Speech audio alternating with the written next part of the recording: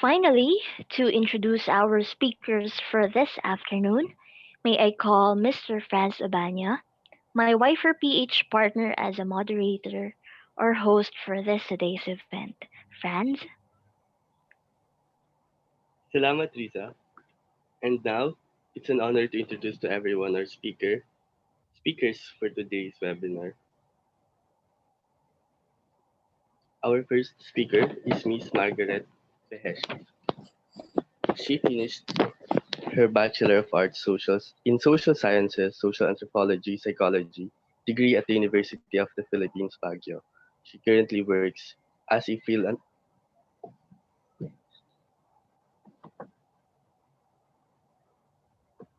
I'm sorry.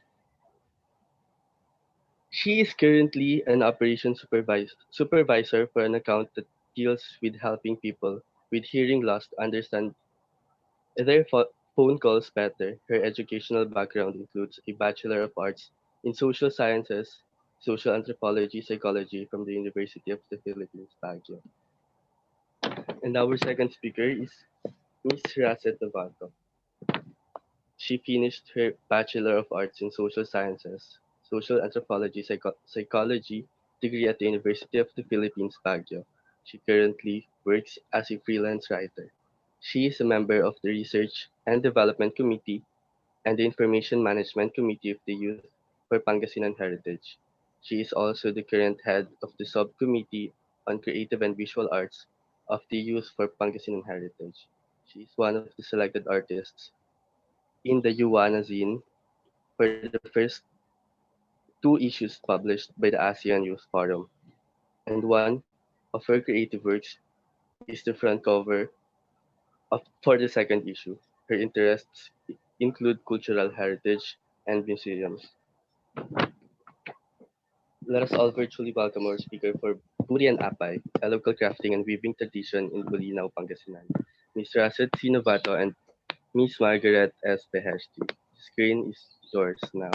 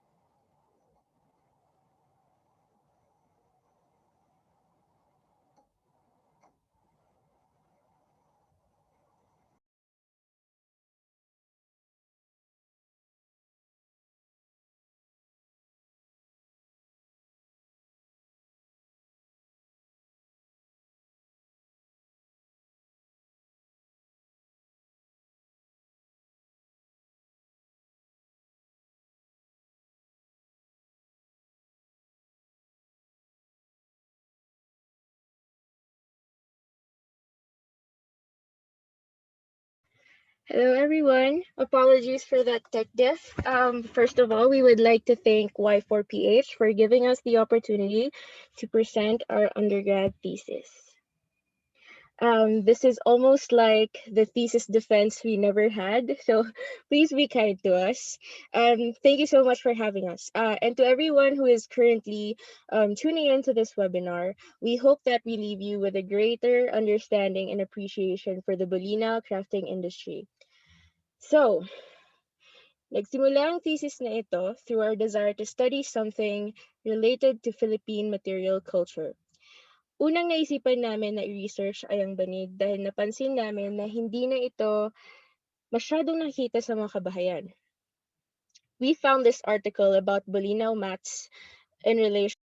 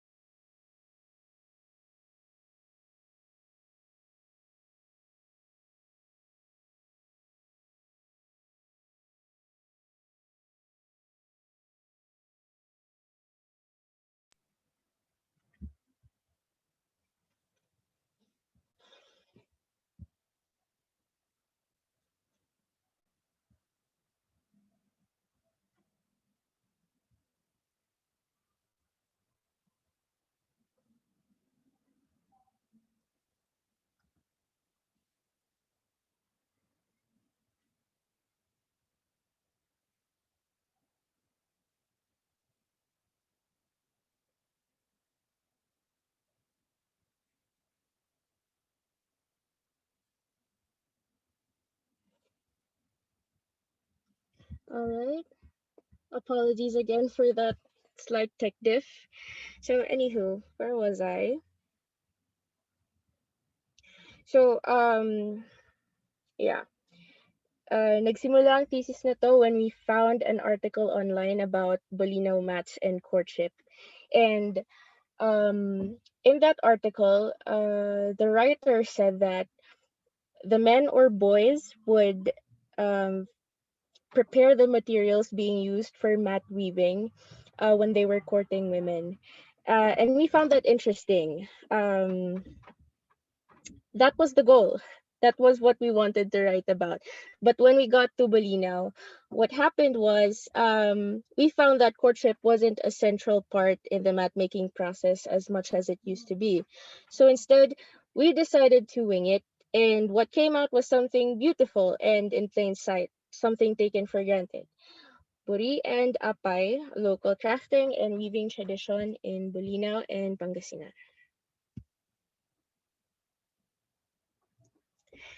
So, our presentation is comprised of two parts.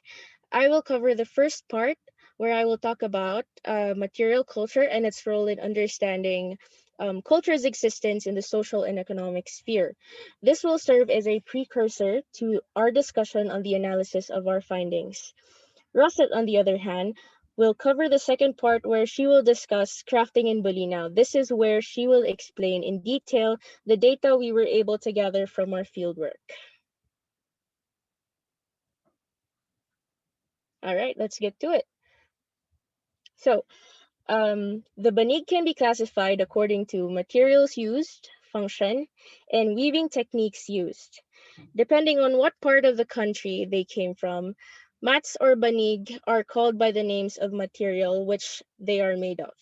So, some examples are buri, karagumoy, tikog, sabutan, pandan, and ratan. Here are just some of the images on the screen which I would like to share with all of you. So let me just access my pointer right here.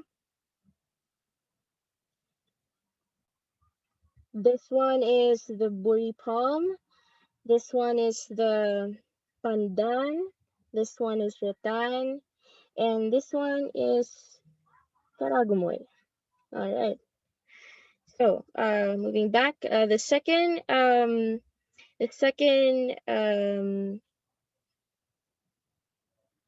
we can also classify banig according to function. So the different functions of the banig. We all know that banigs are mostly used for sleeping, but we can use them for other things as well, such as we can use them as doormats, wall mats, ceiling mats, floor mats, and baling them for harvests, such as tobacco, hemp, and abaca. Now, for the weaving techniques used, on the other hand, here are just some examples on the screen. So, some patterns work best given the raw material being used. But for the examples here on the screen, we have number one, the tikog. Number two, we have here the buri. Number three, we have here the ratan.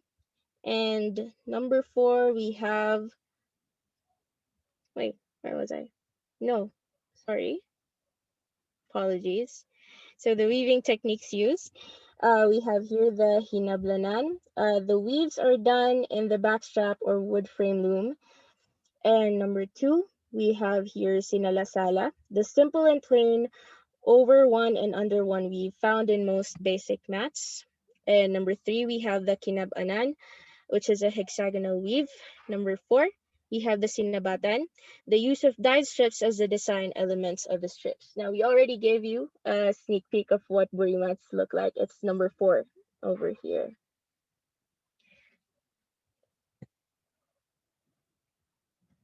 All right, so moving on. Um, those four those three things I mentioned earlier, the classification of banigs, they're different throughout the whole Philippines. But one thing that is constant here is the mat making process, which is almost the same for the different parts of the Philippines. So we have number one, cultivating and maintaining sources of plant plating material. Number two, harvesting and preparing plant fibers. So, for instance, in Bolinao, um, Buri crafters would prepare the plant fibers by extracting them first from the palm tree and then preparing them by drying them in the sun. And then once they're dried, they would boil them uh, to have them colored. And then they would dry them again. And then we have third, the weaving. So that's constant, of course, in every place in the Philippines. And number four, we have embroidery. Now, this one's actually optional. For instance, in Bolinao, most of our informants don't know how to embroider, and so they let one person in the place do the embroidering. So it could be names, it could be the trademark Bolinao name in the mats, anything that the buyer would want. All right. So moving on,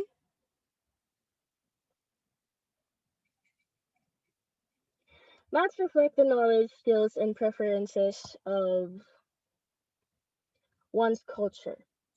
Um, the differences and the variation in the names, colors, weaving techniques used do not necessarily indicate a divide in the culture.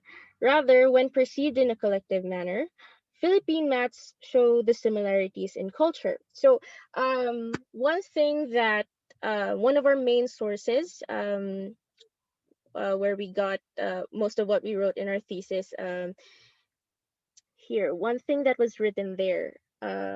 We are born on mats, we play on mats, we celebrate on mats, we say our prayers on mats as a sacred space, we eat on mats, we are wed on mats, we share intimate moments in mats, and we are buried in our graves in mats. So, Mr. Elmer Nocheseda, who wrote this book right here, which gave hope to our thesis, it's called Yurara, Art and Tradition of Mat Weaving in the Philippines. Um, that's one of the things he said in his intro, which particularly inspired us into continuing on with this thesis. Moving on, the materials used indicate adaptive approaches each culture has relative to its environment. So, for instance, we have the bajau or samal mat. They use they use pandan, the pandan plant. For the tiboli, they use stripped bamboo. For Palawan, they use mostly rattan, and for Samar, tikog, and of course in Bolinao, they mostly use buri, the buri palm. So of course, we would not move on to the next slides if we don't talk about first our research problem and research objectives to give more background to our study. So our research problem was to identify and analyze the factors that have caused changes in crafting. Now, our research problem looks at buri crafters and how they affect and are affected by changes occurring within the mga pie industry. On the other hand, our research objectives, it was to identify the different factors affecting Bolinao mga pie and their implications on the industry. Now, this looks to explain the mga pie industry in terms of how it has changed over the years. Okay, so before you say anything, please bear with me.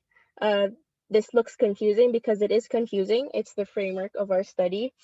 And this is what we created so that we could understand and analyze our study better. Okay, so our framework at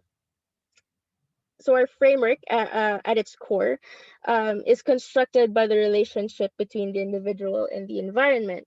There are different factors affecting the mga pie industry, and that these factors are involved in the continuous process of change within the said industry. So we actually integrated three theories into our framework so that we could explain things better.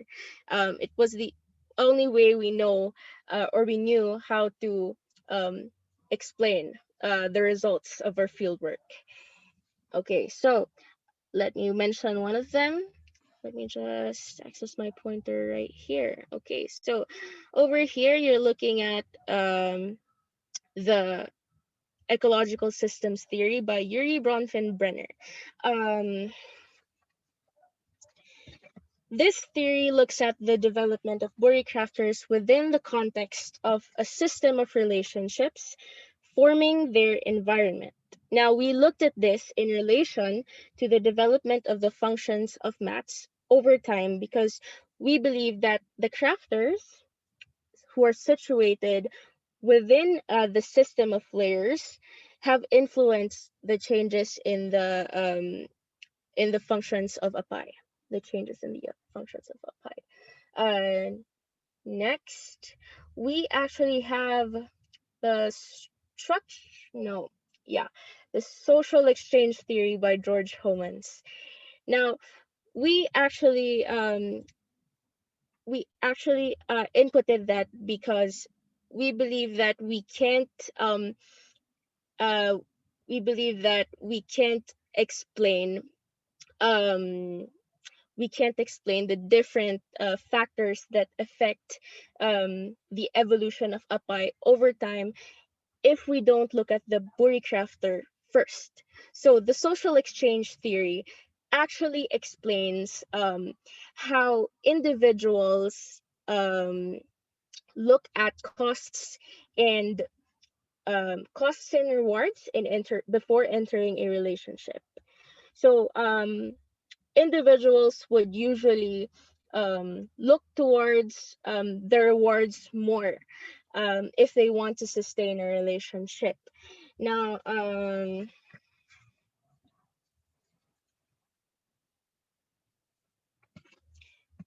I wrote something down here so that I wouldn't forget to tell you guys.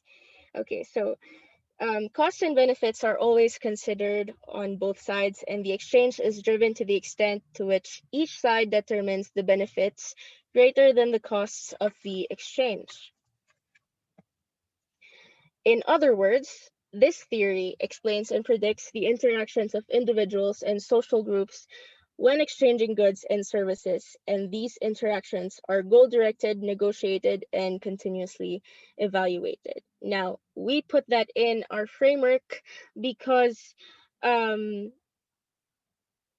because we um, it it wait, let me rephrase my words. We put that in our framework alongside with Yuri Bronfenbrenner's ecological systems theory because we believe that using that theory alone, the social exchange theory, would not account for the larger social, economic, and political environment in which the Buri crafter is situated in.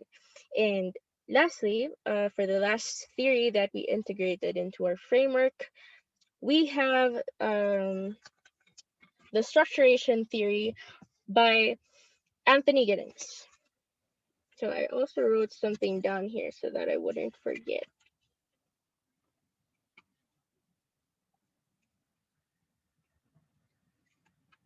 So, the structuration theory of Anthony Giddens aims to provide a conceptual framework for analyzing how human beings make their own history, how society is produced, reproduced, and changed. So, not only we have three theories integrated into this one framework, but to explain it all, at the center of it all is the Buri crafter, and we look at their interactions with other active agents within the environment. We look at those interactions and how they affect the decisions of the Buri crafters. And in turn, um, we look at those interactions that are a result of their interactions with the other agents and how these affect the certain factors affecting the functions of a pipe over time. And outside of all of that, we also look at the historical and cultural context of the Apay so that we could understand Apay's evolution throughout time. Okay, so I hope I was able to get that right. Now, moving on to material culture.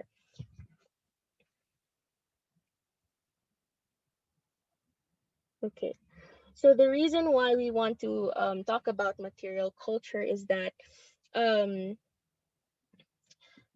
understanding objects such as the Apay or Buri crafts would require us to understand the culture they are situated in. So, the most prolific definition of materiality is in the sense of being artifactual. We can come to an understanding that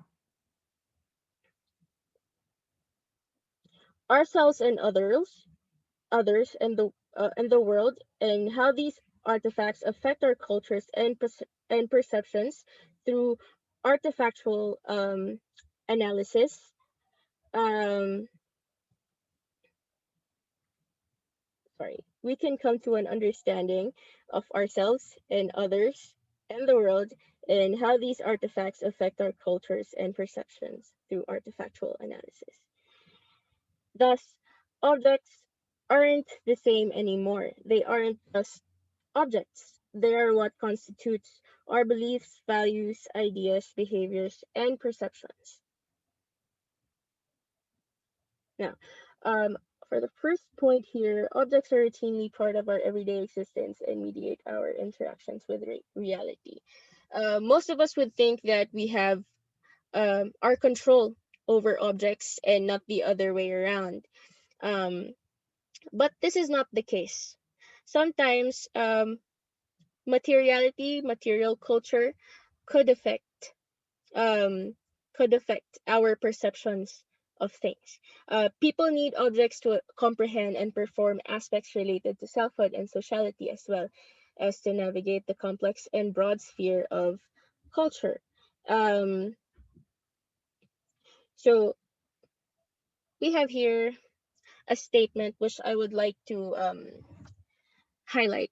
Material culture is always contextualized within a particular time and space continuum.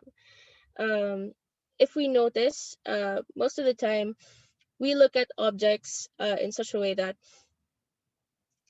they're part of a particular era or time period. Take, for example, phones are part of the 21st century. Technology is part of the 21st, modern technology at least, is part of the 21st century. So if we look at them outside of that time period, we could become confused or scared about what we are seeing. Um, that doesn't always have to be the case, and that's why we have to study material culture so that we could better understand the objects we are seeing in front of us. Another important thing about material culture that we have to talk about is the transmission, or rather the passing on of knowledge from generation to generation.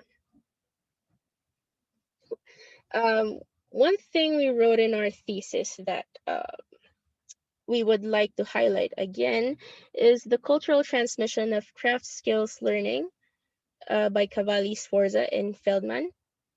And he mentions here that there are four types of transmission of craft skills learning. So the first one, vertical, this would refer to um, the transmission of culture from a parent to a child. Um, as for oblique, we have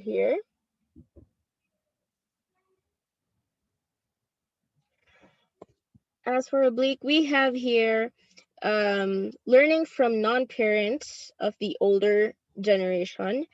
The third one, master or apprentice, associated. So this is the removal of individuals from their home and their relocation with the master's house. The fourth one, horizontal. Um, this one refers to peers, individuals from other communities or social units, foreign traders. Basically, this occurs between two individuals within the same generation in which individuals learn from their contemporaries. The interesting thing to note here, um, when we got to Santiago Island, we found that with mat weaving, most of the transmission occurred through vertical or horizontal. Um, but this is still a limited way to look at things. So we also look at material culture patterning in terms of conservatism or innovation. When we look at, let's say, the transmission of culture from vertical, in a vertical way, studies have shown that vertical transmission has both conservative and innovative properties, meaning with conservatism, the maintenance of traditions and or little evidence of change, and with innovation, we have experimentation and or introduction of new traits. Um, moving on, so we have material culture in the Philippine context. All right, so let me just get this here. Different cultures and traditions of a particular group of people are embedded in handicrafts and folk crafts. The handicrafts from different provinces in the Philippines have their own similarities and differences.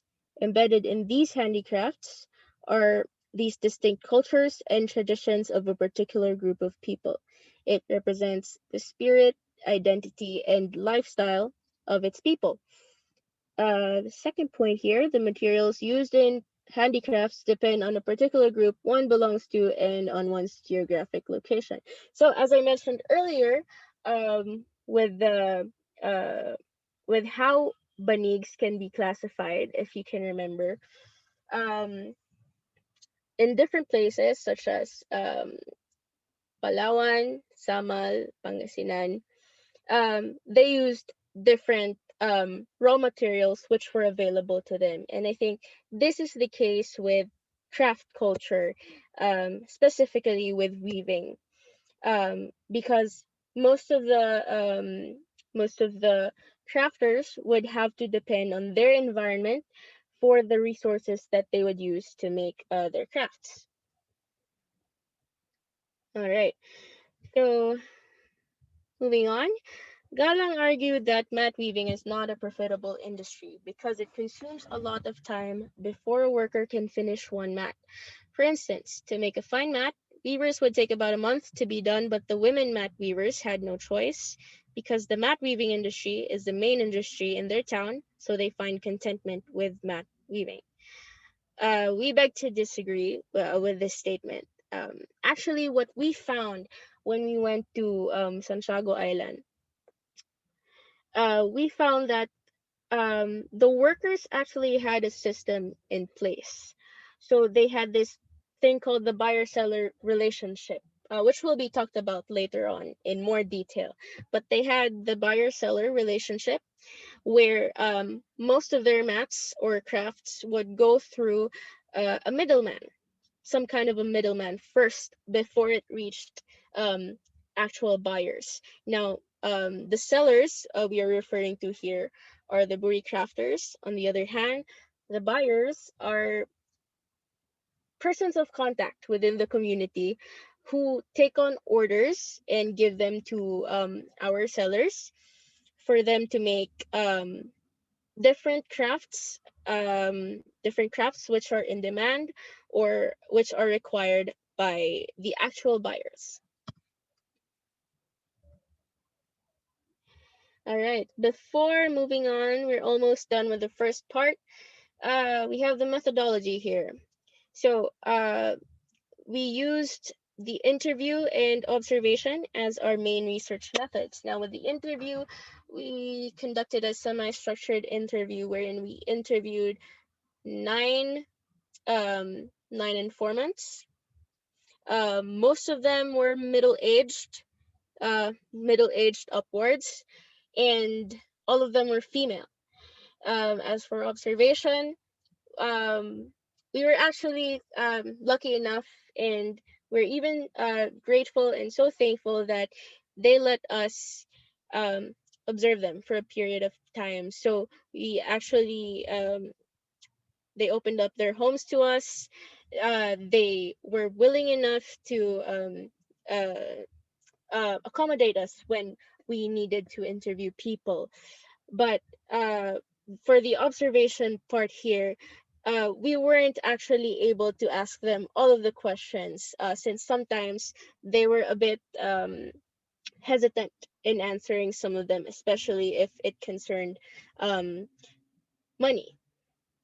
So what we did instead, for things that we weren't able to ask about, we observed. And later on, as we were writing our thesis, we were able to confirm some of the details we weren't able to ask by calling them and asking them the question. So, the sampling technique we used was snowball sampling. It was very difficult to get informants, since we had to rely on our key informant who introduced us to almost all of them.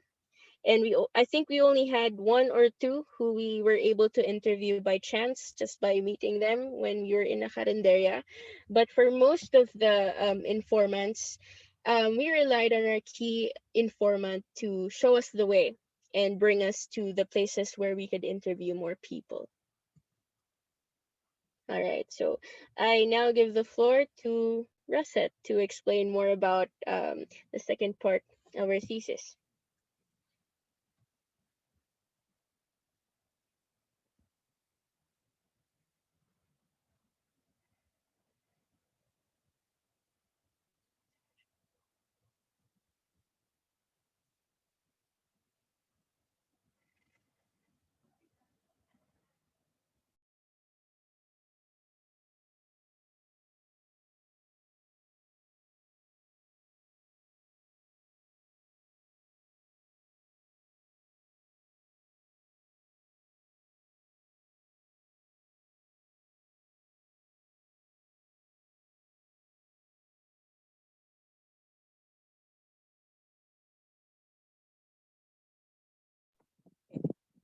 Sorry for that. Okay. So far, the first part established the context of our study. The first part provided an overview about our topic, such as highlighting material culture in the context of the Philippines, and then moving on to mat weaving. For the second part of our presentation, we will focus on Bolinao Mat Weaving. We will describe the community where we conducted our study, and we will also describe the Bolinao Mat or Apay. Here we will present the findings of our study that were gathered from our fieldwork.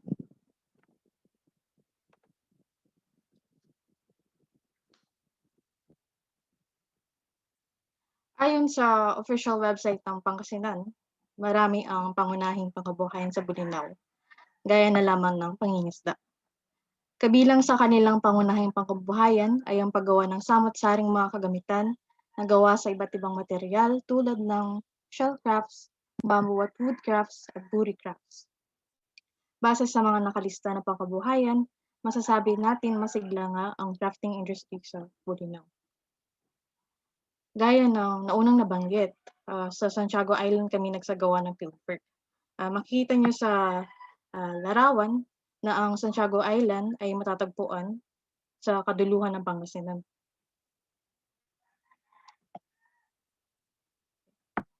Ang Santiago Island ay kilala sa kanyang fishing domain. Matatagpuan dito ang Giant Clam Ocean Nursery at ang ilan sa mga marine protected areas sa Bolinao. Yung may red na outline is yung specific na barangay kung saan kami nag-fieldwork, which is Barangay Salud. One interesting thing to note upon arriving on the island is that the surnames of the residents usually start with the letter C or letter T as told to us by the former barangay captain. Napansin namin yun nung tinignan namin yung list ng barangay officials. Puro letter C surnames nila, like Cardona, Carillo, Casta, pati yung informants din namin, majority sa kanila, C rin yung surname. Kaya we believe na na-preserve or na-maintain sa barangay, tsaka probably sa whole Santiago Island, yung inassign sa kanila na surnames that start with the same letter during the Spanish period. Yung nag-assign sila ng surnames. For the longest time, kinakailangan ng bangka para makapunta sa Santiago Island. Ngayon, may balita na may gagawing tulay sa Santiago Island na magtutugtong sa mainland sa susunod na taon. Kaya this mode of transportation papuntang Santiago Island, ang pagsakay ng bangka, may eventually decline in the future because of the bridge. The island, becoming more accessible to tourists and visitors alike, could mean that crafting in Santiago Island would flourish and could boost their industry. Nung pumunta kami sa for fieldwork, mayroong dalawang pagpipili na bangka. Mayroong malaking bangka na kaya magsakay ng 20 to 25 people, tapos 10 pesos yung bayad. Tapos meron naman yung maliit na bangka, ang tawag nila ay taxi, tapos 40 pesos naman ang bayad. Kapag sasakay ka dun sa malaking bangka, kailangan mong hintayin na puno. Since umaabot ng 1 oras yung paghihintay para mapuno yung bangka, mas ginamit namin yung taxi papuntang Santiago Island nung nag-field trip kami. Yung biyahe papuntang Santiago Island ay tumatagal ng 5 hanggang 10 minuto. Yan. Nung nasa Santiago Island na kami, kapansin-pansin yung mga bakante na lupa na sagana sa mga puno. May mga makikita mga bigas na pinapatoy sa daan, pati mga buri palm leaves ay pinapatuyo sa daan o kaya ay pinapatuyo sa bubong ng bahay. Dito pa lamang sa pagtuyo ng buri palm leaves ay pinapakita na ang Buri Mat Weaving ay isa nga sa pangunahing panghabuhayan sa Santiago Island. Ito ay ang unang proseso sa paggawa ng apay. Kuha muna sila ng buri palm leaves, pagkatapos ay ibibilad nila sa araw. Ayon sa aming informants, may paniniwala sila na kailangan muna nilang i-assure na sufficiently ripened yung buri bago siya i-harvest. Kasi kapag masyado raw hinog, nagiging brittle yung buri. Kapag di naman ripe, masyado raw malambot yung buri. So, ilang araw, pagkatapos ibilad sa araw, yung buri palm leaves ay kanilang pinapalo ang mga ito para lumambot at maging flexible.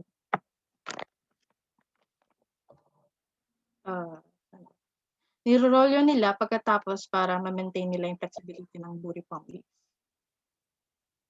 Na makikita nyo sa picture. Yan. Makikita sa left side ang mga nakulayan na buri leaves. Gumagamit ng buri crafters ng kampitse or dye na maaaring mabili sa sari-sari store for 10 pesos. Ayon sa kanila, galing sa Divisoria ang mga ito. As shown on the right, kampitse comes in different colors such as green, yellow, or brown. The buri crafters refer to this process of coloring the buri palm leaves as luto, pagluluto, or iluluto. So yung the color of the buri depends on how long it has been submerged, tsaka nakadepende rin sa mismong strength ng dye. Lalagay nila yung kampitse sa mainit na tubig kasama ang buri palm leaves. Pagkatapos ay papatoy ulit nila. According to our informants, they would mix colors if their desired color is not available. So one interesting thing to mention is that crafters think that the artificial dye, the kampitse, that is sold in the sari-sari store does not last too long as a dye. Nag-fade daw yung color kapag nababasa. According to our informants, dati gumagamit sila ng The sangay, known as turmeric, for the orange tinge, and crushed sappanwood as red dye. Sabi nila, mas tumatagal daw yung kulay ng turmeric at yung crushed sappanwood than yung artificial dye na binibenta sa sari-sari store. To add, gaya ng kampitse, maaari ring bilhin ang buri palm leaves sa sari-sari store for 18 pesos. Nilalagay nila ang mga ito sa harap ng sari-sari store at nakalagay ito sa isang sako.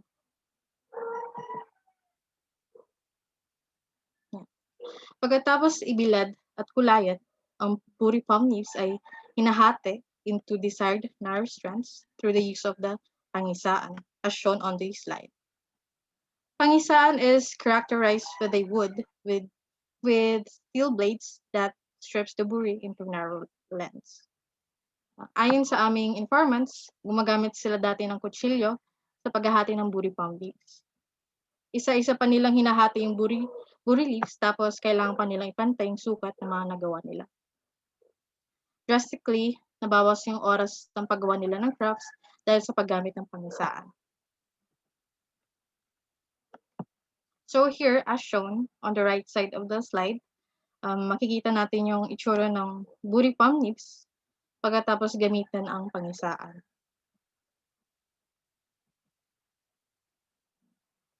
After stripping or shredding the buri palm leaves, pwede na itong gamitin sa paggawa ng apay.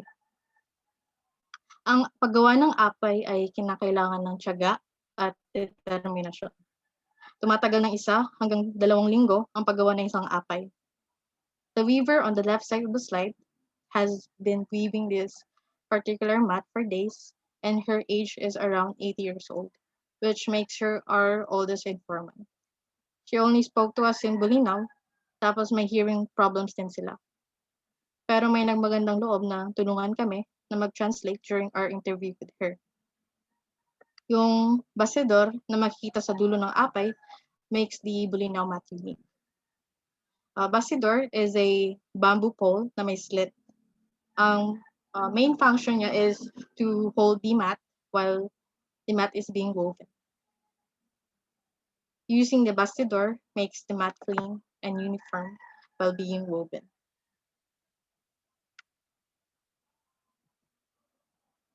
So, apay is a double-layered mat. On one side, which is yung side na nakikita niyo sa picture, ay mayroong tartan-like or gingham-like design. Ito yung symmetrical grids na parang checker na pattern. Buyers of Bolinao mats can choose what colors the buri crafters will use in making their crafts. On the other side, the mat is kept plain. Yeah. It is kept plain at my floral embroidery. According to Nocheseda, the simple, natural color and uncluttered face of the reverse side makes the apay as one of the most elegant Philippine mats. Ang huling proseso ng paggawa ng Bolinao mat ay ang embroidery. Nabanggit ni Marga kanina na konti lang ang nakakaalam na gumawa ng embroidery sa kanilang barangay. Pumupunta sila sa isang mambuborda for the finishing touches. In terms of sizes, may single size, double size, or family size ang Bolinao mat. So weavers measure the size of apay in terms of dangkal, the distance from the thumb to the little finger. So a mat with a single size measures 6 dangkal, a mat with a double size measures 7 dangkal. Meanwhile, a mat with a family size measures 9 dangkal. Around 250 to 300 pesos yung single size, while 500 to 600 pesos yung family size.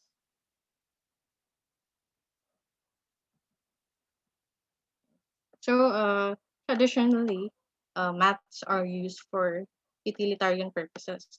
It is used for sleeping or as a resting place, but now it is also used as a display for aesthetic purposes, such as carpet walls.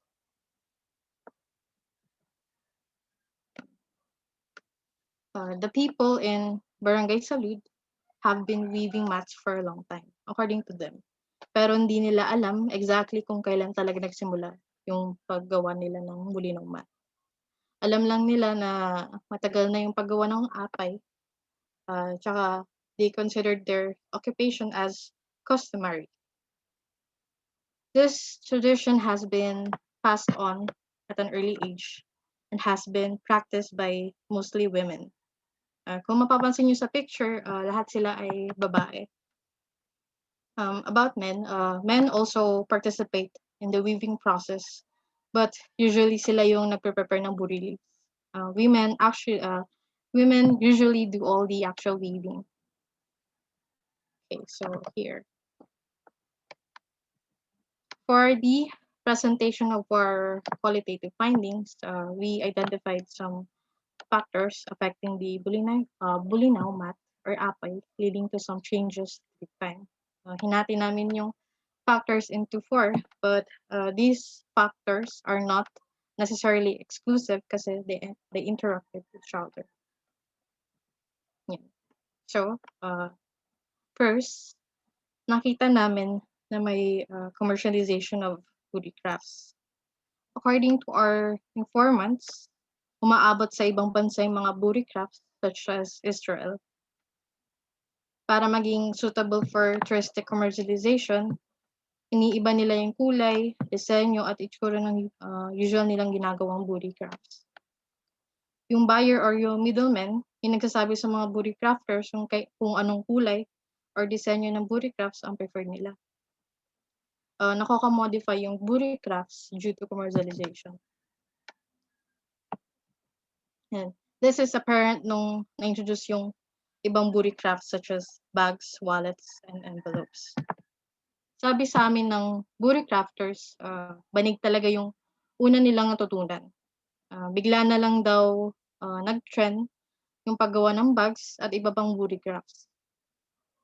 Nagkaroon sila ng choice na pumili ng lilikhain maliban sa banig. Nung natutunan silang gumawa ng ibang booty crafts at nalaman nila na mas mabilis gumawa ng ibang booty crafts gaya ng bags at nalaman nila na mas profitable yung ibang booty crafts, marami sa kanila ay hindi na gumagawa ng banig.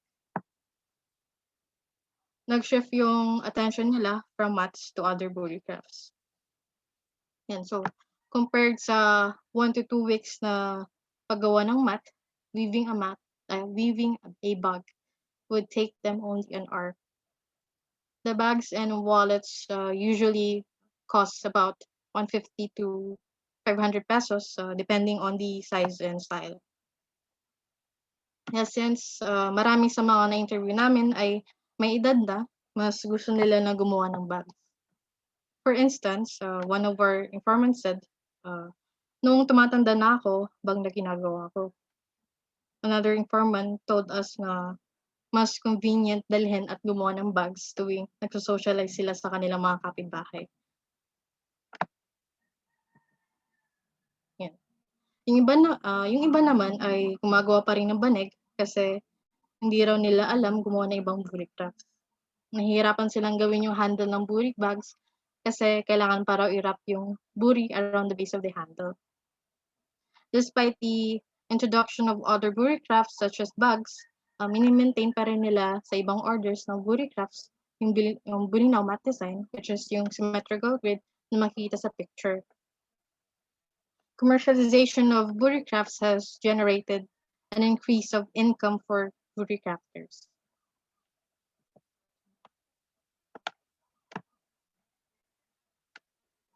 For the buyer-seller relationship dynamics, in-apply namin yung social exchange theory by George Homans, binanggit kanina ni Margaret. Basically, the theory emphasizes how relationships must have benefits and reciprocity for it to continue. According to the booty crafters, mayroon silang 60-40 split on profit with the buyers. Many of them said that they do not find any issues regarding their agreement. Pero for them, any amount will do. Since ang kabuhayan nila ay nakadepende sa orders na binibigay ng buyers, the booty crafters establish fixed agreements with the buyers to ensure ideal profit. Because of this buyer-seller relationship, the booty crafters no longer have to get out of the island in order to sell their goods. Instead, kukuha na lang sila ng orders, tapos bahala na yung buyers na magbenta. In terms of education, yung mga na-interview namin ay either nakapagtapos ng elementary or ng high school. Dahil dito, ang paggawa ng booty crafts lamang ang alam nilang pangkabuhayan. Marami sa kanila ang nagsabing gusto nila na magkapagtapos ng kanilang mga anak at apo ng college. Gaya ng naunang nabanggit, ang kanilang tatanggap na pera mula sa paggawa ng booty crafts ay nakadepende sa orders na kanilang nakukuha. Pag malaki-laki ang kanilang nakukuha sa paggawa ng booty crafts, nagkakaroon sila ng oras for leisure activities gaya ng paglaro ng tong-its or mahjong.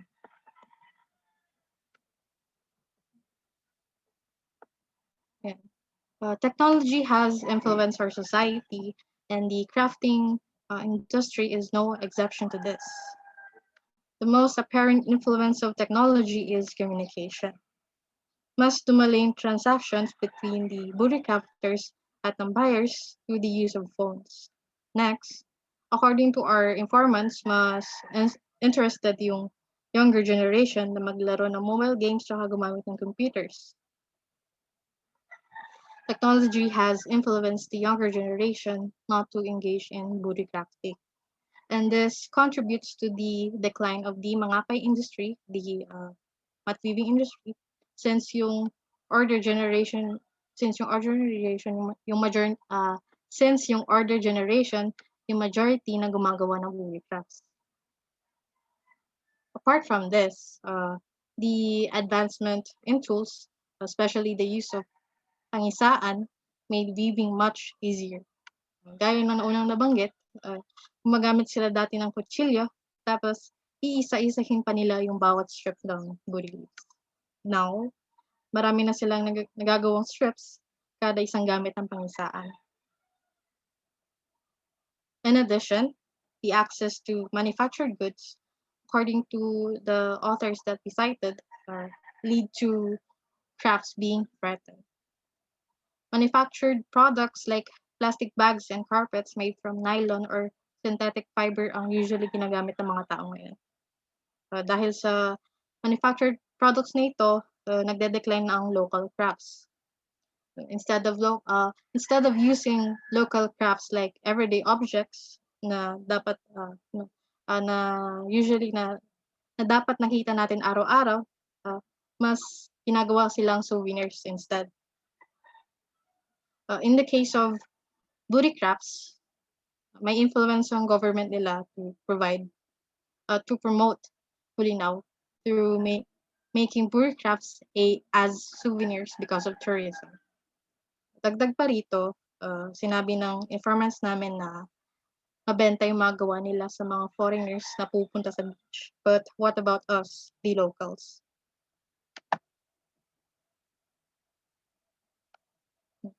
Gaya ng nabanggit, yung artificial dyes na binebenta nila sa sari-sari stores have replaced the natural dyes na ginagamit nila before. Yung sapan tree or sapang was used as a red or red-orange dye by getting the chips of the wood. Tapos ginamit nila yung turmeric for the yellow dye. Ang paggamit nila ng artificial dyes might have been the result of cheaper cost and convenience, and it might have been because the colors they produce are finer. What used to be collected from nature has now been substituted and is easily bought from the sari-sari store. Nonetheless, may mga Bolinao weavers pa rin na gumagamit ng natural dyes. And we also found out na may mga booty crafters that do not own or do not have booty trees planted in their properties. So, kailangan pa nila magtanong sa may-ari ng booty palm tree for some booty leaves o di kaya'y bumili na lang sa sari-sari store since 18 pesos ang buri per row. Sa mga may buri countries naman, buri crafters, relatively slow kasi tumutubo ang buri countries. Kaya they might opt to buy sa sari-sari store o humingi sa kapitbahay ng buri leaves. So, the raw material, buri, that is used to make this craft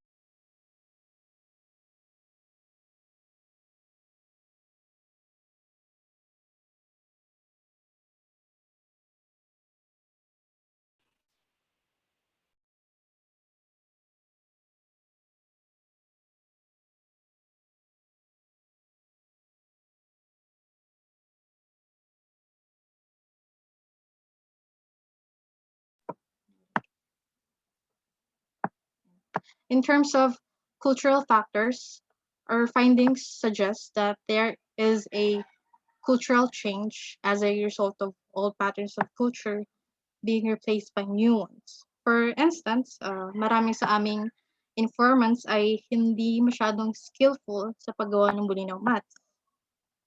Yan. Years ago, mat weaving was like a religion for them.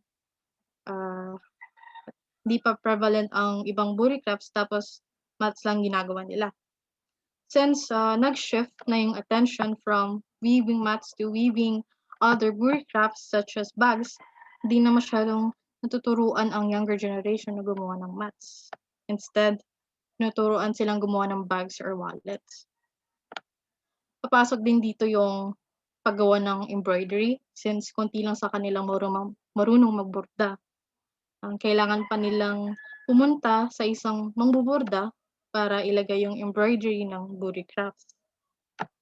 Our findings suggest na may influence modernization and urbanization with the loss of cultural ideas and values of the community.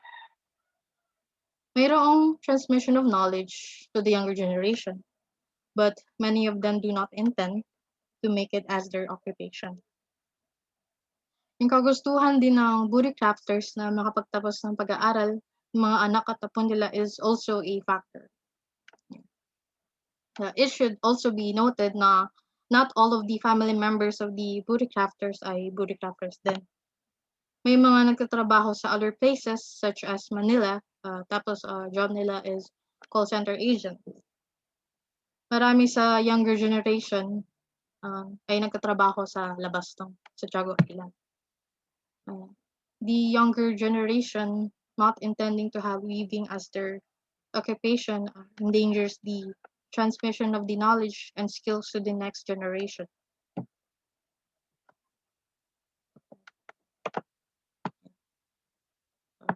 All in all, a seemingly traditional and utilitarian weaving practice has transformed into a transactional one. Profits are increased, but apay is made to order. Yeah.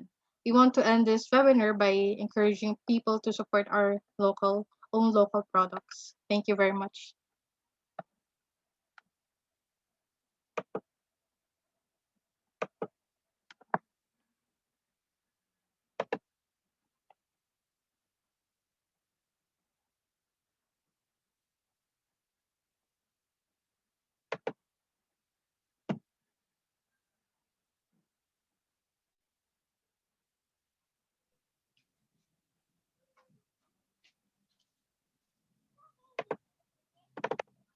Ayan. Thank you to Miss Russet and Miss Margaret for that wonderful and very informative talk. And so, for now, I'd like to remind everyone regarding our evaluation survey. It is now flashed on the screen, and you can also check it on the Zoom chat box. Again, you can now answer the evaluation form, and it is now on our Zoom chat box. For its deadline, it will only be up until 5 p.m. Kaya po. Ayan. For the questions, anyone can ask questions po sa ating speaker. So feel free to send your own questions po ganun, sa ating Zoom chat. Pause. Meron po tayong question from Mr. Nick Hermono. Babasahin ko po ngayon. So first, the commodification of culture is becoming a trend recently, as intensified by capitalism and other factors like globalization or modernization. In the case of buri crafts, are the weavers or crafters compensated properly? Or do you think that they are alienated in the commerce or economic system? Another question is, what are their nuances or concerns regarding compensation?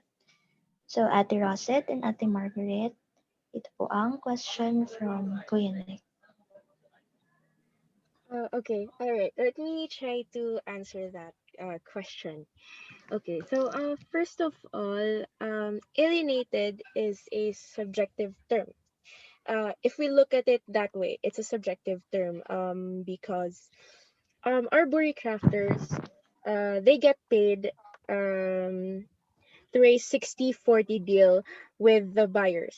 So remember we mentioned earlier that the buri crafters have this buyer-seller dynamic. So the buyers take orders from the sellers, which are our buri crafters who create the mats and the other buri crafts.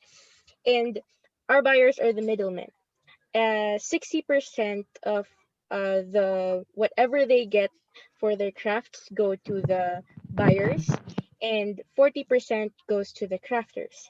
As I was saying earlier, alienated is more of like a subjective term because based on our interviews when we asked the buri crafters about how they feel about this current setup, most of them answered that it's fine. They're actually good with it because it's the most convenient way to do things, and that they don't feel as alienated, alienated in the commerce or economic system because their crafts are being sold almost every week. In their words, hindi tumutumal ang benta kasi they always have orders coming through. Um, Apart from that, what are their nuances or concerns regarding compensation? So, we would not like, of course, to what do you call this word? We would not like to assume anything at once, but uh, looking at the way they finance their crafting of the mats and the miscellaneous crafts, uh, they get some of their funds from various associations within the island, such as the Y4PH Women's Crafting Association and the Buri Crafting Association. So they get 5,000 from two of Thank you. those associations per month.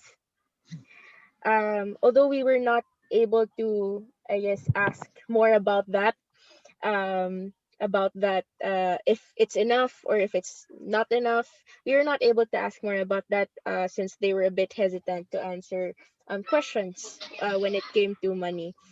But otherwise, I they would I think they would only become alienated if due to commercialization or urbanization, their products would be totally replaced by other products which we use, such as plastics or what else could replace crafts or uh, apart from plastics, bags, commercially produced bags. They would only become alienated if they are not selling anything at all. So, yeah, I guess they're doing well as of now. We actually read an article recently about how their crafts are reaching other places, such as Maldives. The other crafts go to resorts in Maldives, actually. So that's a good thing going for them. So I don't think they're that alienated yet.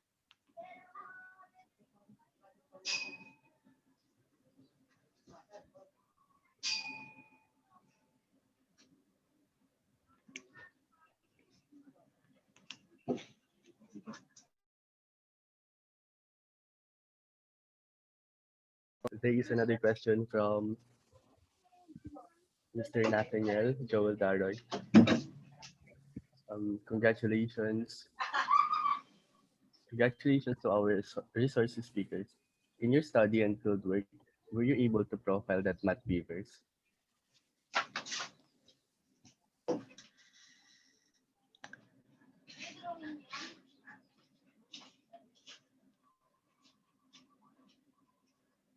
Okay, so we were actually able to keep uh, a notebook about their profiles. Actually, we have this notebook dedicated to their profiles, but we lost it. So I guess I'm just gonna have to answer from what I could remember. Okay. So were you able to profile the mat weavers as to their age and gender? Okay. So most of our mat weavers that we were able to interview were middle aged onwards. The oldest, as Russet mentioned, was 80 years old. And most of them were female. When we asked about males doing anything at doing any work for the mat weaving community, some of them answered that yes, males were able to help in such a way that, and here's the most significant example, they actually help with handles for the bags since those are the hardest to make. But in terms of actually doing most of the work, um, for in terms of preparing and weaving, it's mostly females. Just that the males help with some of the harder parts, such as the handles for the bags, as mentioned by one of our informants. And in my opinion, what is the probability of putting up a school of living tradition in Bolinao for mat weaving? Okay, so um, and this is just based on my opinion, okay, but I think there's a high probability of putting up a school of living tradition in Bolinao for mat weaving. Seeing our informants and most of the residents being involved in associations shows that they have the initiative um, to actually share what they know and continue to maintain their tradition. So I think that this is a very high probability. Would there also be a chance to possibly nominate an individual or a weaver for Gamaba or Gawad Manilikhang Bayan? Okay, so this is a good question, actually. Um, I think so. If they get enough exposure, it would be highly possible to nominate an individual or a weaver for Gawad Manilikhang Bayan. We actually tried reaching out to our informants, two of our informants, just recently, so that we could inform them about this um, talk or this webinar. Unfortunately, we received no replies. So I'm guessing that would be possible sometime in the future when we could travel without all the hassle of the borders.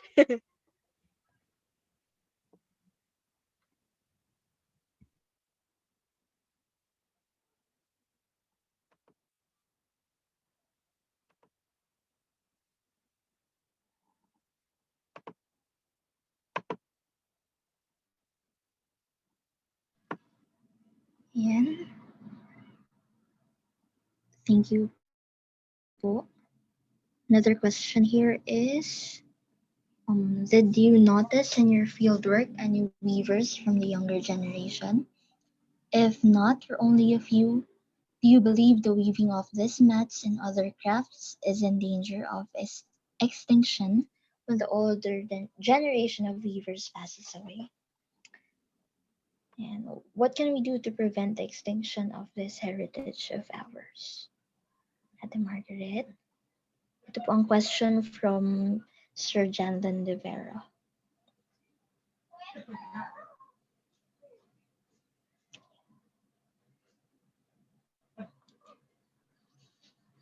Okay, so did you notice in your fieldwork any weavers from the younger generation?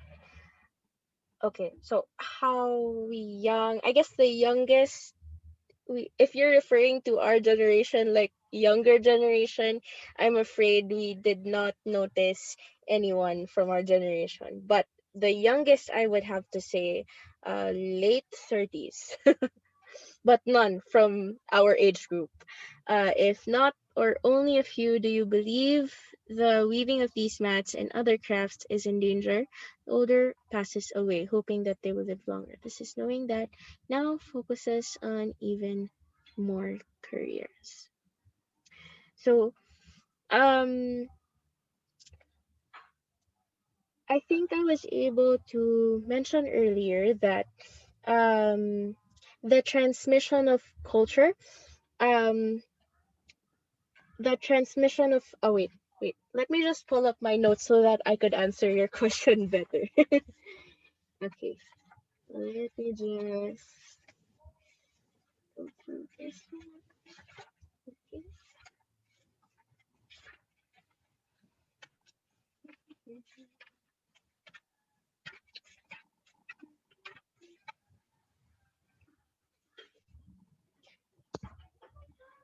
All right, so as much as I would have to hate to say this, when I think about it, I kind of fear that it is indeed in danger of extinction because, as I was able to mention earlier, with the cultural transmission by Cavalli, Sforza, and Feldman, most of the transmission is the vertical type, parent to child, the closest to biological transmission. It's highly conservative and likely to result in slow cultural evolution.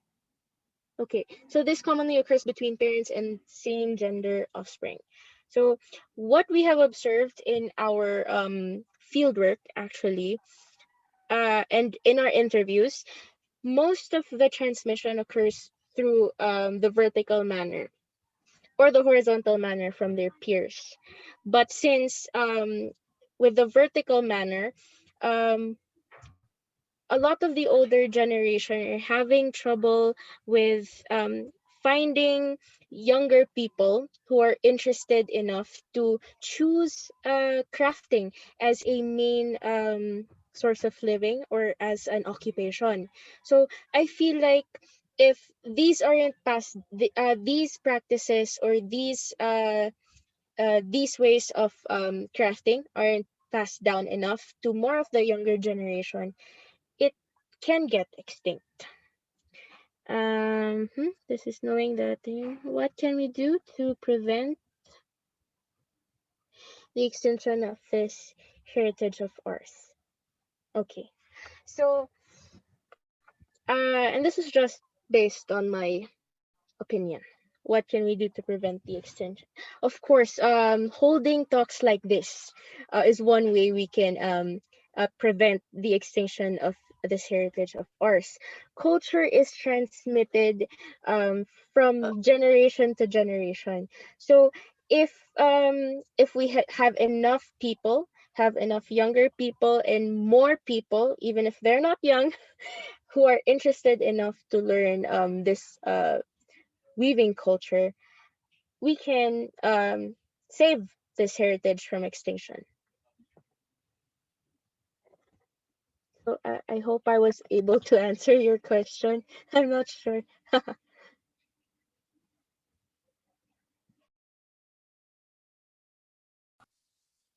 Thank you again for the answer, Miss Margaret. We have another question here from Nathaniel Joel, Mr. Nathaniel Joel Darragh. A folktale in Pangasinan which mentions Ikaman or Banig, Burimats, is the story of the Palatlat Coast. In your encounter with the locals in Santiago Island, have you uh, have you heard from them any similar stories or folktales involving the Burimats, whether horror stories or love stories?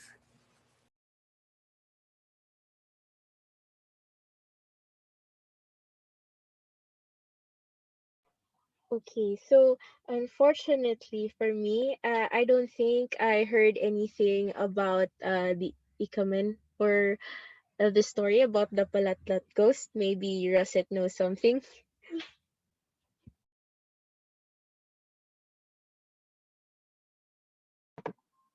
Actually, hindi namin na encounter 'yun na wala silang masyadong nakuwento about stories involving the Buri Mats. Yung isang, question, yung to what extent is the Bolinao language used in the Buri Mat Weaving among the locals? Are most of the terminologies used to name tools and techniques in Bolinao language? Actually, yes. Ay Bolinao language yung ginagamit nila to name their, uh, terminologies. Uh, wait lang. Meron kaming, na-picture na mga terms pero hindi namin 'yun sinama sa mismong, presentation. Saglit lang.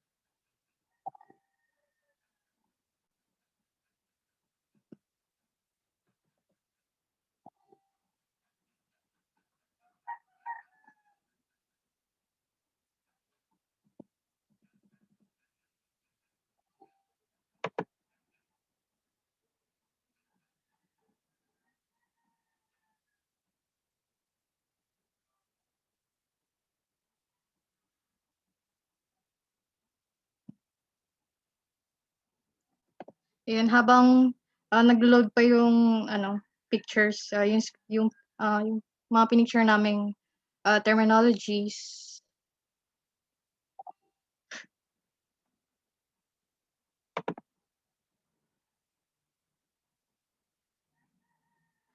Ah, 'Yan, okay, let me answer the, next question first. Apart from Bolinao, are there other localities in Pangasinan practicing the mat weaving tradition until present? Yes. Meron sa Anda. I think silag mat ang tawag nila doon sa kanila, yung buri mat. I think meron din sa ibang lugar. I forgot the uh, location. Naalala mo pa ba, Marga? Yung anda lang din naalala ko eh. Tagal ng, tagal ng internet.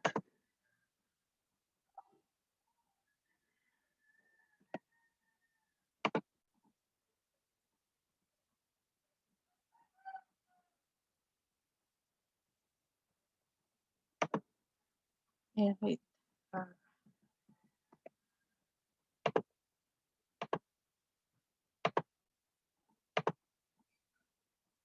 yeah. Actually, ito yung ano, mga na-picture namin sa libro ni Noche Seda. Meron siyang in detail sinulat niya yung mga terms na ginagamit nila sa Bolinao. Hindi nag-load ng iba kasi. Pero ayun, meron yung agod, palapa-palapa, buntal, kya, taltal, kandong, laka.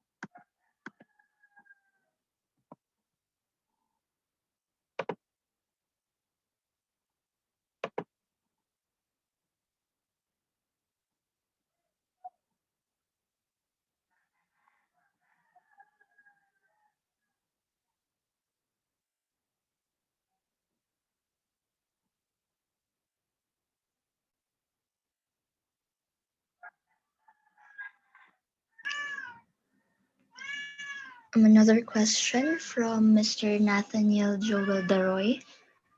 Does the local government or the barangay council in Santiago Island keep records on the Buri palm tree, like how many mature trees are there, how many seedlings are propagated to replace the old Buri palm trees, how much volume of Buri leaves are harvested, and when is the best time to harvest the Buri leaves? Thanks. All right, so that's a pretty interesting question, and we want to know that as well, since we only had a limited time in the island. Although I don't think there's any collaboration with the government when it comes to limiting the harvesting of buri leaves or the volume of buri leaves, and I don't think they keep any records. Um, and wait, let me just scroll this up so I can see the whole question. Huh? What was that? Okay. How many seedlings? How much volume? Given. Okay. Where was that? It was over here. Okay. So yes, I don't think that they collaborate with the LGUs to keep any records of palm trees or palm leaves being harvested or propagated, or even how much are being planted. When is the best time to harvest the leaves? Okay, so um, we weren't able to get into the specifics of that, but what I can tell you is that uh, the Buri crafters actually just have to touch the leaves to know when to harvest them. So they should not be too dry or too soft. They would know once they touch the leaves, and then they can harvest the leaves now. As to how much volume of Buri leaves are harvested, um, most of their orders are most of their orders for the Buri crafts and the mats are made to pay. So they only harvest buri pounds whenever they need to. So for example, if they have 1 week wherein orders are not coming in that much, uh, they would just leave the trees to be, and then they would harvest whenever they need them. Um, but of course, we do have some informants who do pre-preparation with the buri pounds. So they only harvest like I guess 3 to 5 leaves, big leaves, and then they prepare those. They dry them, and then they strip the leaves, and then they color them, and then they dry them again.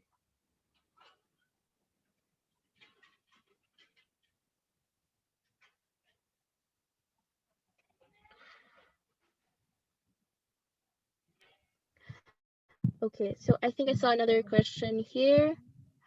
Uh-huh. You mentioned that the dye used in coloring the apay fades over time. Is it possible to use an appropriate paint instead to make the color last even longer or become permanent? Yes, there actually Russet mentioned a while ago, I think, about natural dyes they use, if I'm not mistaken. So they actually use ginger root barks from sapan tree to create red colors, uh, turmeric to make yellow colors. And those dyes actually last longer, but they're harder to prepare, which is why they prefer the commercial dyes which are being sold, because all you have to do is boil it in water. But yeah, those two are just some examples: the sapan bark and turmeric, of how colors can last longer. They also told us that before I forget, they also told us that um, as long as you're taking good care of the crafts or the mats, not get letting them get wet, colors would last longer. And I see more questions here. Did you also try on how to make buri mat? Is it easy or not? Okay, so we did not have the chance to try making the buri mats. We just observed our informants while they made them. Um, but we did see one of our informants while they were doing a mat. So they had to carry around this thing called the bastidor, which is like a heavy wooden staff where they insert the end one end of the mat so that they can carry it around and make sure that the ends look right. So I think it's not easy. Yes, and most of our informants actually um, we noticed, and one of them informed us as well that most of them who make mats have fingers that are bent out of shape, and that's because of years of trying to manually separate the fibers and trying to weave the buri palms. So one more question over here. I guess they have a circumspective grass as to tell when it is the right time to harvest the leaves. I think it would be having this kind. Thanks very much again. Oh, that's not a question. Okay. Yeah, sureness. Um, we have another question po Okay. from Mr. Dean Alfred. Um, what extent does this buri weaving tradition can be considered as unique in weaving relative to other weaving tradition here in the Philippines? Hmm. Okay, that's a pretty good question. Okay, so let me just open up this book right here so I can mention one quote I like about Bolinao mats and how it can be considered as unique as compared to other weaving traditions in the Philippines. Hmm, okay.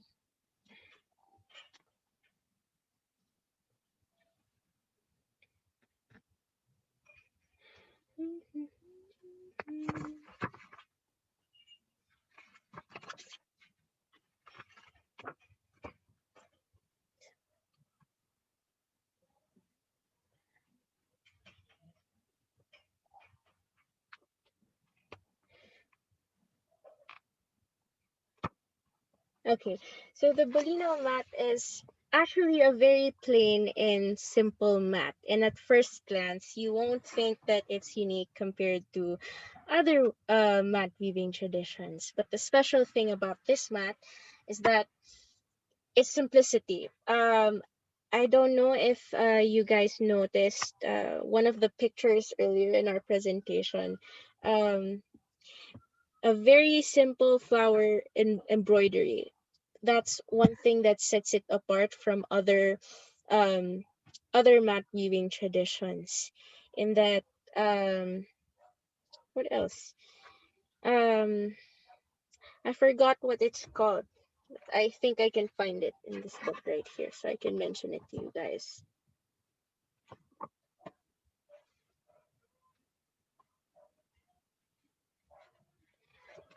But yeah, I also remembered reading while doing our research. Where I find it, let me just make cuento.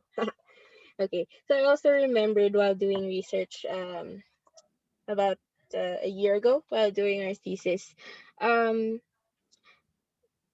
one of our sources said, and I don't remember who anymore, but one of them said that um, the Borimat is one of the most perfected mat forms in the Philippines. There is nothing to add or remove from it. And I always wondered why he said that, but without giving us without mentioning any other facts or data to support that.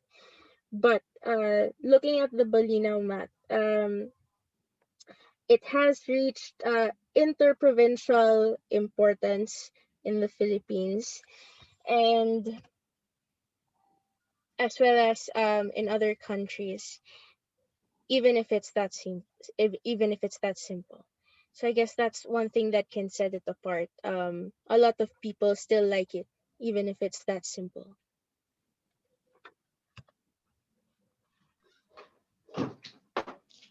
Another question po from Mr. Nathaniel Joel Deroy. How many weaving patterns do they know or use when doing buri mats? Do you think there is an awareness or ethnomathematics among the weavers as to the patterns they use? Yeah, yun po ang questions from Mr. Nathaniel.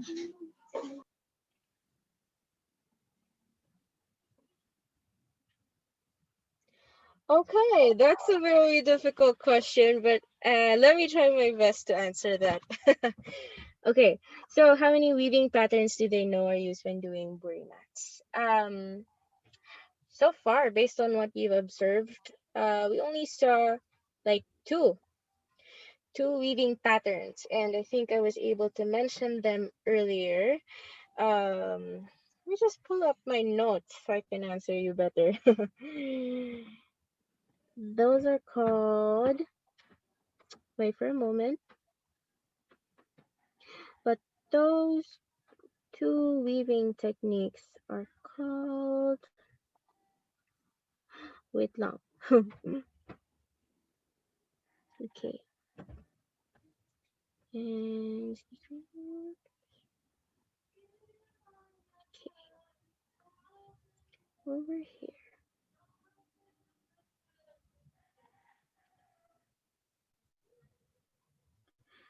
All right. So two of those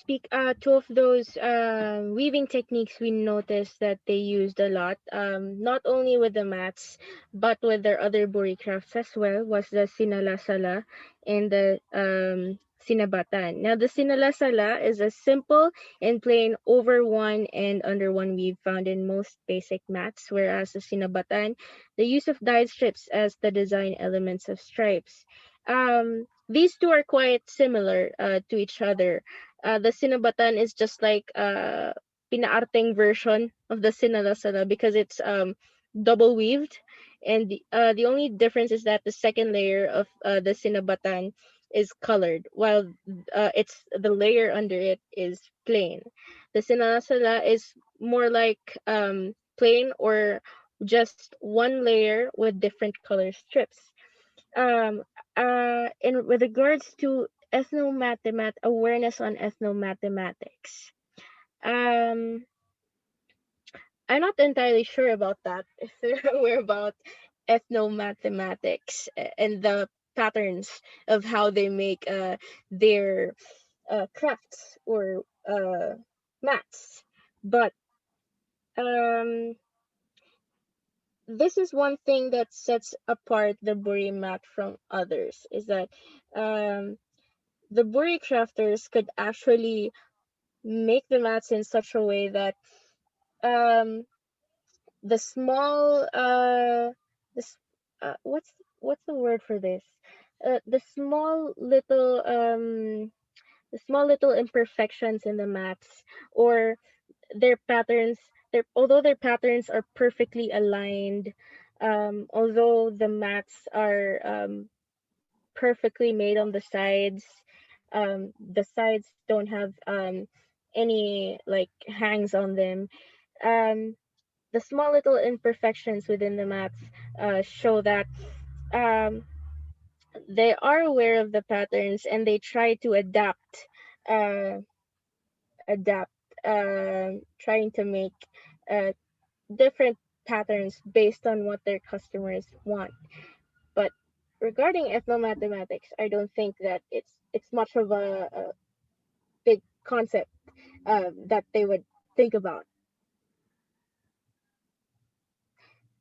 I think what's more prevalent here are the patterns that they try to make and how they try to adapt, uh, making new patterns every time they make the mats. No single mat is alike, but you would notice the perfection of their mats when it came to the sides, or Yeah, the sides. The sides are actually what makes the math significant.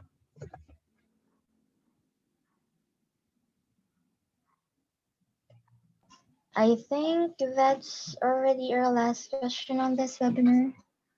Um, Thank you so much, Miss Margaret and Miss Russet, sa napakaganda pong talk na ito. So, napakagandang lecture at study nyo. And we appreciate po yung efforts niya sa pagdi-discuss. So, ngayon, I would like to remind everyone to answer the evaluation form po at nasa Zoom chat box po ang link nun. Again, I would like to thank the speakers and also everyone na dumalo po sa webinar na ito. Thank you. We hope to see you soon on the next series of our Tawir Talks. Pinapaalala ko lang po na ang evaluation form ay hanggang 5 p.m. lang po. So, better answer it before that time. Apo. Thank you everyone. God bless po sa ating lahat.